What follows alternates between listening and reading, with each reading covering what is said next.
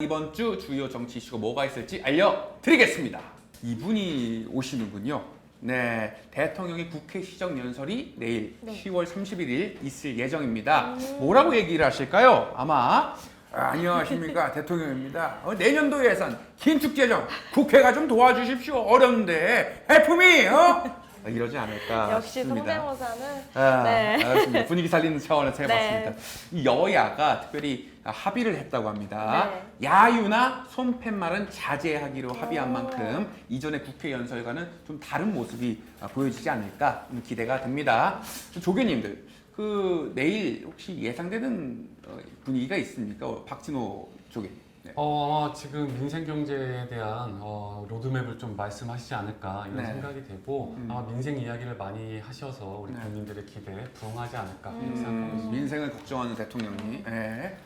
네, 저는 뭐 말뿐인 민생이 아니었으면 좋겠다라는 생각도 들고요. 그리고 이념, 카르텔, 전 정부 탓은 안 했으면 좋겠다 그런 생각하고 있습니다.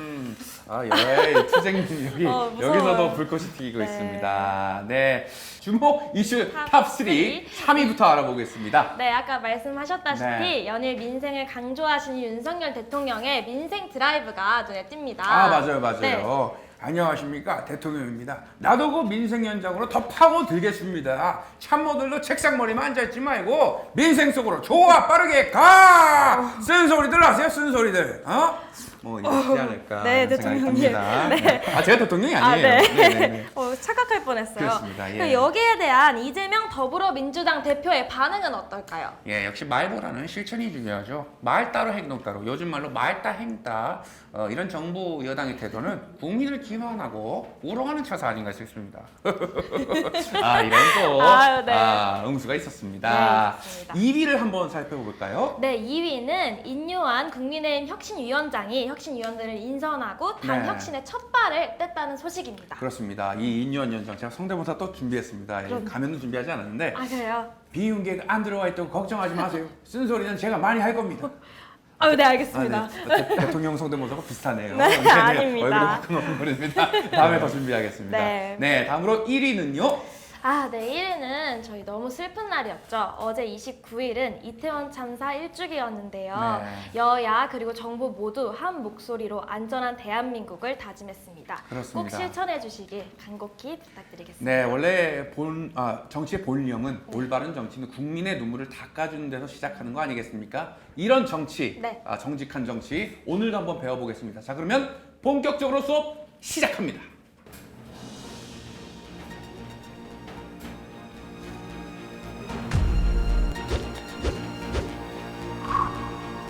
여론조사가 투표로 이어져야 여론조사 통계 다 틀립니다.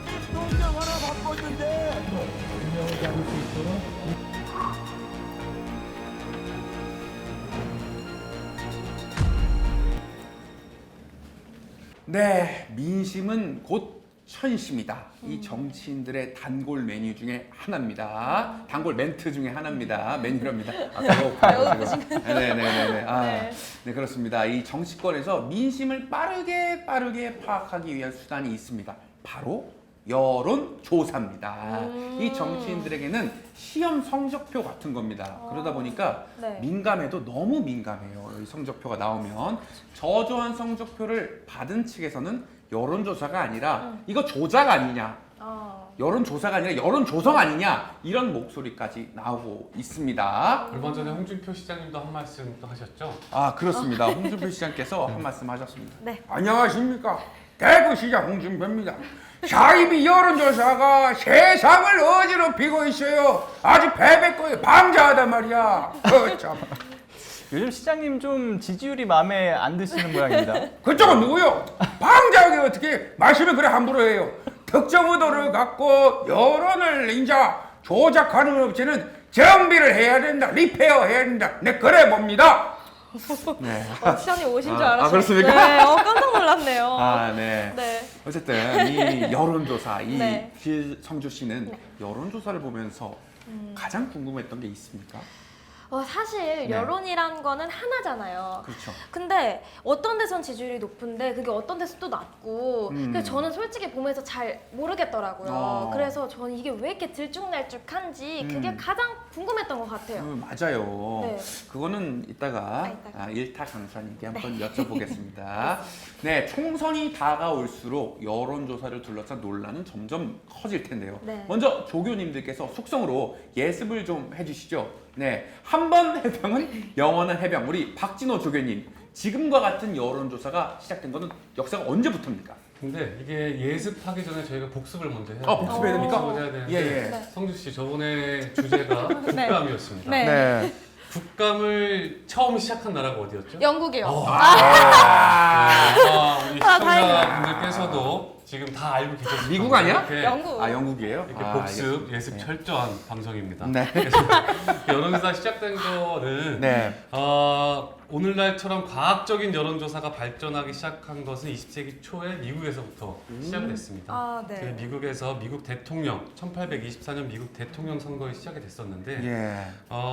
1824년 펜실베니아주 해리스버스 주민들이 대선 후보를 두고 모의 투표를 한 것이 시작이 됐어요. 근데 모의 투표를 했는데 여기서 여론조사가 이긴 후보가 사실은 이기지 못했어요. 오. 네, 그래서 이 여론조사는 이제 그때 시작이 된 거였고 네. 이제 이것이 조금 더 과학적으로 발전이 된 지금의 좀 성숙된 여론조사가 되는 거라고 보시면 됩니다. 처음에는 그럼 조금 안 맞았네요. 처음에. 그렇죠. 예, 그때 모의 투표를 한 여론조사는 네. 맞진 않았어요. 그렇습니다. 우리나라는 여론조사 공화국이라는 별명이 있는데요. 하루가 멀다 하고 여론조사 결과가 쏟아지고 있습니다. 네. 한진희 조교님, 여론조사가 우리 정치의 중심으로 등장한 계기가 무엇이었습니까? 지난 2002년으로 거슬러 올라가는데 그때 당시에 대선 후보였던 노무현 당시 후보와 네. 그 정몽준 후보가 이제 이 여론조사 결과를 두고서 이제 여론 결과가 나온 이후에 이를 통해서 단일화를 이뤘던 때가 있었습니다. 네네네. 네. 2002년, 그때 혹시 성주 씨 네. 기억하시나요? 2002년. 제가 어머니 어깨 너머로 아, TV를 본 네네. 기억이 있던 것 같아요. 월드컵은 본 적 있어요, 2002년? 그 사진은 있어요. 그 빨간 티 입고. 사진이 있다. 리더레즈 티셔츠는 네. 있다. 아기였어. 알겠습니다. 네, 설명을 좀 더 해주시면요. 예, 네. 근데 지금은 좀 일반적인 것 같지만 그때 당시에 대통령 후보를 여론조사로 결과를 딱 만든다, 후보를 정한다라고 하는 것이 이례적인 일이었어요. 사상 초유의 일이었고요. 네. 이를 계기로 해서 정치권 전반적인 분야에서 여론조사가 상당히 좀 비중 있게 다뤄지기 시작합니다. 근데 저는 또 궁금한 게 있는데 네. 여론조사 결과는 현재 국민들의 생각인 거잖아요. 그렇죠. 근데 막 기사 보면은 못 믿겠다, 막 고소한다, 막 다 고소해, 다 고소. 이런 말들이 막 난무하더라고요. 네. 근데 이렇게까지 예민할 수밖에 없는 문제인 건가요, 이게? 예민할 수밖에 없죠. 왜냐면 여론조사가 이 유권자들의 선택에 영향을 미칠 가능성이 있기 때문인 건데 혹시 밴드웨건 효과라고 들어보셨나요? 밴드웨건. 네, 성주 씨. 밴드. 모르겠습니다. 밴드웨건. 네. 밴드, 음악하는 밴드. 네, 네, 맞아요. 그렇습니까? 음악하는 어, 밴드. 맞아요. 아, 맞아요? 맞습니다. 그러니까 이제 이 서커스나 퍼레이드의 앞행렬에 이제 밴드가 마차에 올라타 있는 그런 행렬의 맨 앞에 서는데 예. 그걸 우리가 밴드웨건이라고 얘기를 하고요. 그래서 이 밴드웨건 뒤에 이제 군중들의 행렬이 이렇게 좀 계속 줄줄이 따라가지 않습니까? 네. 이런 거를 이제 정치권에서 녹여내서 이 선거를 앞두고서 여론조사를 돌리고 난 이후에 그때 이제 유력한 후보자에게 관련된 표가 집중되는 현상을 이제 밴드웨건 효과라고 이야기를 합니다.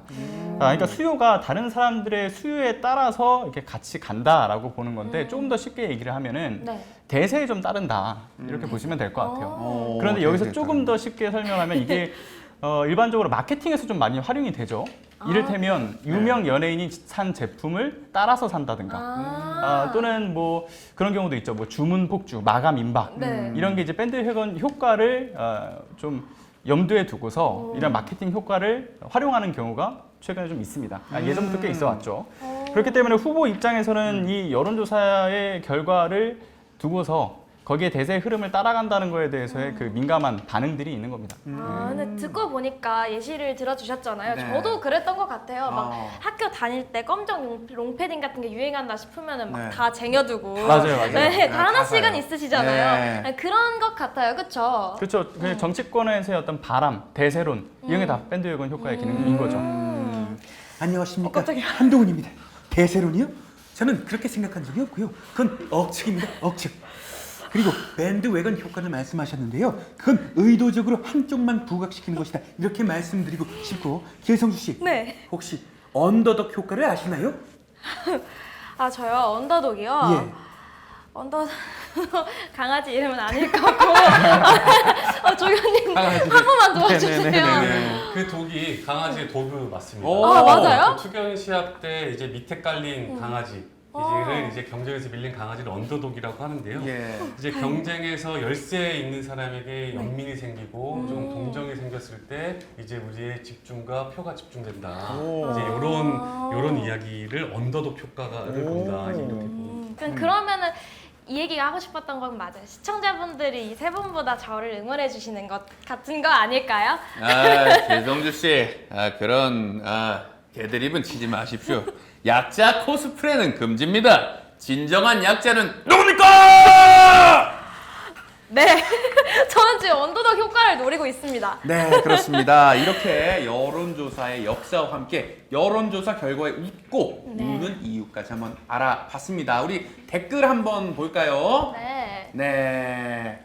많은 댓글들이 있습니다. 아까, 홍준표 네. 시장 성대모사가 너무 똑같아서 설거지 하다가 말고 달려왔다. 이런 댓글도 있고. 예. 우리 성주 씨 목소리가 너무 이뻐요라고 말씀하신 분도 계시네요. 아 정말요?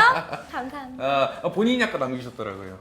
아니에요? 제가 일부러 밑에 네네. 있는데. 밴드웨건 효과인 줄 알고 제가 해봤습니다. 그리고 네. 이건 무슨 방송임 하시는데 떴다 여의도 떴다 여의도 정치 뭐죠? 저를 일타 잘 강사입니다. 예. 저같이 정치를 잘 모르는 저희 MZ 세대를 위해서 이렇게 하는 방송입니다. 네, 그렇습니다. 이 국회 방송에서 제일 잘 나가는 유튜브 방송입니다. 그럼요. 네네. 그런 의미에서 이벤트 소개 한번 부탁드리겠습니다. 맞아요. 저희 이벤트가 있습니다. 네. 저희 댓글 중에서 20명을 선정해서 저희가 맛있는 커피를 쏘니까요. 많은 참여 부탁드리겠습니다. 네. 인스타그램과 유튜브 채널 커뮤니티 확인해 주시면 네. 저희 국회 방송 인스타그램과 유튜브 채널 확인해 주시면